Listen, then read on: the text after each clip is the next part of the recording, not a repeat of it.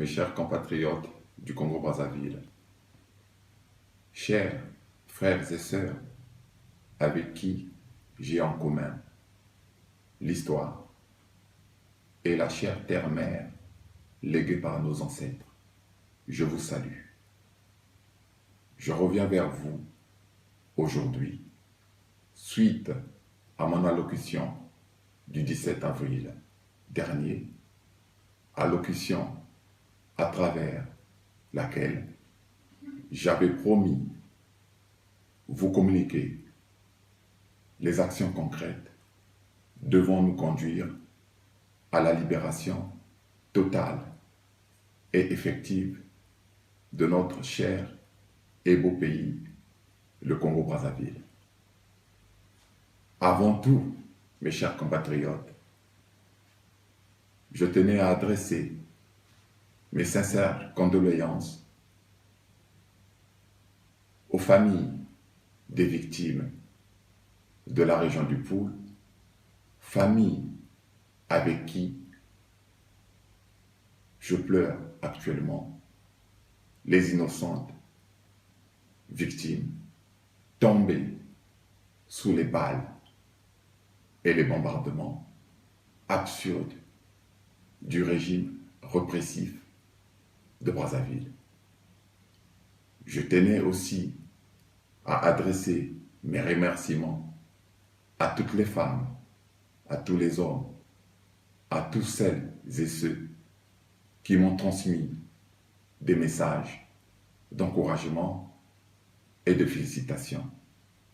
Ces messages illustrent avec pertinence le besoin que nous avons tous de retrouver enfin notre liberté confisquée depuis 40 ans.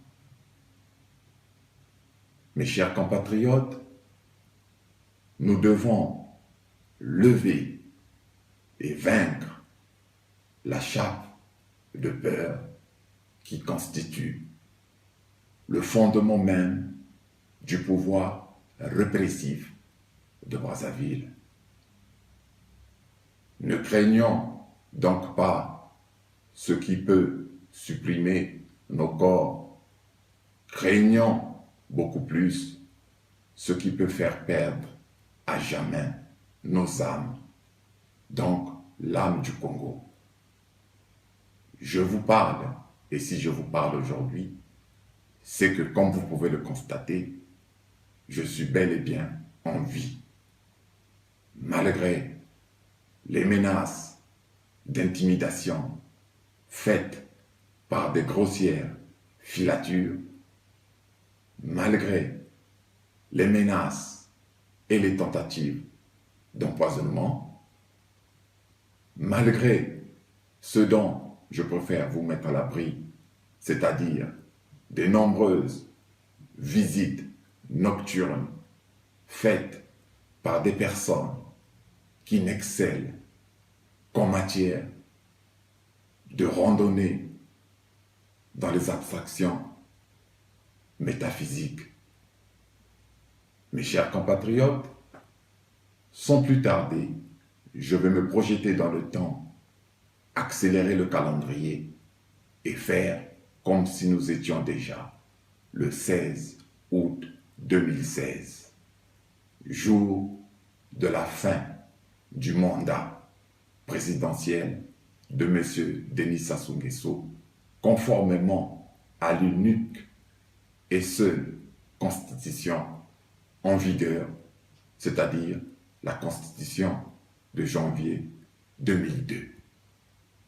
Nous sommes donc le 16 août 2016 et je vous parle depuis Pointe-Noire, capitale économique de notre cher beau pays, capitale où s'étaient donné rendez-vous les patriotes des 4 coins du Congo pour une manifestation grandiose, définitive et finale. Après 3 jours de manifestation, c'est-à-dire les 13, 14 et 15 août, la population a enfin eu raison, car celle-ci occupe désormais de façon responsable et disciplinée tous les édifices publics, et celle-ci fait actuellement le siège de toutes les entreprises privées étrangères qui opèrent à Pointe-Noire et au large des côtes de Pointe-Noire. La situation est donc sous contrôle par le peuple. Le calme est enfin définitivement revenu. La gendarmerie, l'armée et la police qui, au regard de la descente massive du peuple dans la rue et du mécontentement de ce peuple, n'a finalement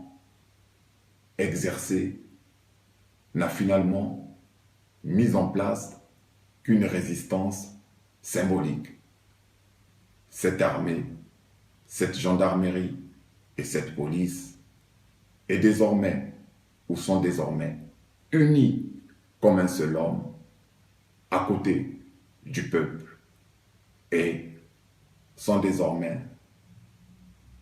à l'entière disposition de ce peuple et défendent maintenant complètement ce peuple, ainsi que tous les ressortissants étrangers avec leurs biens, ces ressortissants vivant sur le territoire de la région du Kwilu. Mes chers compatriotes, après ce tour éclair dans le futur, je reviens dans le présent pour demander à toutes les personnes, à tous ceux et celles qui ont troqué les égrégores, les us et coutumes nobles de nos ancêtres communs au profit de certains tabliers et au profit du culte, du haut, et finalement, toutes ces personnes qui pendant 40 ans ont participé à faire tourner toute la population congolaise en rang, de renoncer et de renier à ces serments empruntés pour revenir aux valeurs nobles et fondamentales léguées par nos ancêtres. À tous les Congolais, à toutes les Congolaises d'obédience chrétienne, je vous incite et je vous invite et je vous demande même de continuer à observer les règles liturgiques établies par vos églises respectives. Mais je vous demande de vous affranchir de certains guides spirituels qui, au regard de la vie de ces guides, finissent par laisser entrevoir le fait que ceux-ci ont depuis longtemps bradé le Christ en échange du royaume de la terre. Mes chers compatriotes, après 40 ans de traversée de désert, c'est-à-dire après le 18 mars 1977, mois et année au cours de laquelle nous avons vu assassiner lâchement le cardinal Émile Biaenda, nous avons vu assassiner également le président Massamba Deba et le président Marien Ngouabi. Je disais, après 40 ans de traversée de désert, le temps des hommes, le temps de l'homme est finalement passé. C'est maintenant le temps de Dieu. Je vous invite donc à renouer avec le Dieu véritable. Mes chers compatriotes, Cela dit, je vous adresserai un troisième message, mais cette fois-ci, comme vous avez pu le comprendre, il ne s'agira plus d'un message duquel je vous communiquerai les voies permettant à accéder finalement à notre libération, parce que nous serions déjà libres en pensée, physiquement et spirituellement.